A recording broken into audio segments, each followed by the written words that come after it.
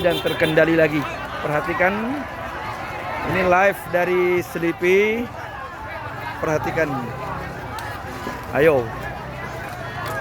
kalau sudah rakyat, masyarakat bertindak dan bergerak seperti ini, seberapa kuat pihak keamanan dan seberapa sigap pihak kepolisian bisa menangani. Ini bukan pelajar dan mahasiswa saja, tetapi sudah mencakup semua anggota dan elemen masyarakat. Perhatikan.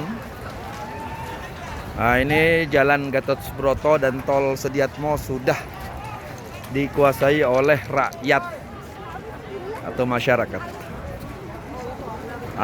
Ayo, kalau sudah begini, bagaimana? Apakah sistem rezim sekarang ini dipertahankan?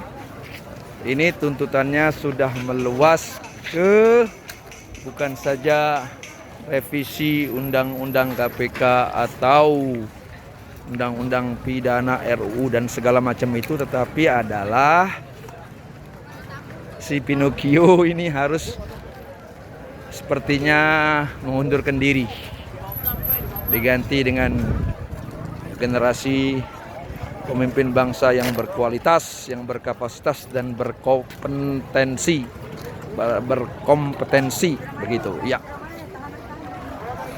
Ini saya baru keluar dari kantor 50 meter dari TKP ini. Lihat,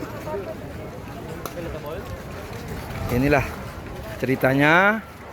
Nah, ini sudah polisi sudah tidak terlihat lagi. Tadi di atas ini banyak polisi, banyak pasukan huru-hara, banyak brimob, sekarang sudah tidak terlihat lagi.